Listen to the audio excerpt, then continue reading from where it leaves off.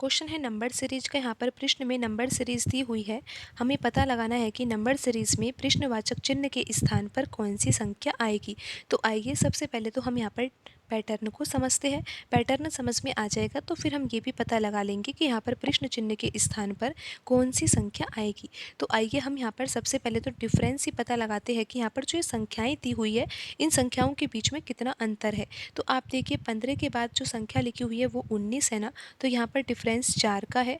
फिर 19 के बाद लिखा हुआ है यहाँ पर 83, तो इन दो संख्या के बीच में डिफरेंस कितने का है, 64 का है।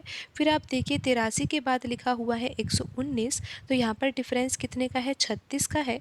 फिर आप देखिए 119 के बाद लिखा हुआ है 631, तो यहाँ पर डिफरेंस कितने का है, 512 का है। तो अब हमें पता लगाना है कि 631 के बाद यहाँ पर अगली संख्या क्या होगी।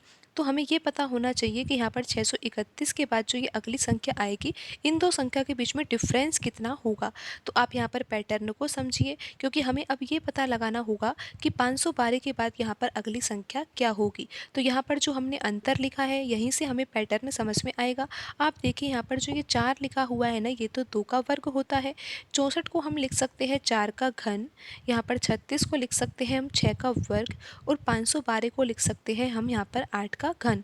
अब आप यहाँ पर पैटर्न को समझिए, यहाँ पर 2 है, 4 है, 6 है, 8 है, तो यहाँ पर क्या आएगा, 10 आएगा। फिर देखिए यहाँ पर वर्ग है, फिर यहाँ पर घन है, फिर वर्ग फिर घन, तो यहाँ पर क्या आएगा, वर्ग आएगा। 10 का वर्ग कितना होता है, 100 होता है ना, तो यहाँ पर 512 के बाद जो ये अगली संख्या है वो क्या होगी, 100।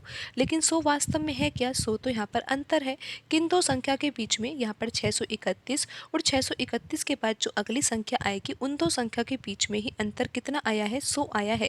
और आपको पता है कि नंबर सीरीज जो है वो बढ़ते क्रम में लिखी हुई है, तो यहाँ पर जो संख्या आएगी वो 631 से बड़ी संख्या होगी। कितनी बड़ी होगी ये आपको पता है, क्योंकि यहाँ पर अंतर लिखा हुआ है। तो 631 में अगर हम 100 जोड़ देंगे तो हमें पता लग जाएगा कि यहाँ पर प्रश्न चिन्ह के स्थान पर कौन सी संख्या आएगी। तो यहाँ पर संख्या क्या आएगी, 731 आएगी। और आप ये देख ही सकते हो कि कौन से ऑप्शन में आंसर लिखा हुआ है, यहाँ पर ऑप्शन बी सही आंसर होगा।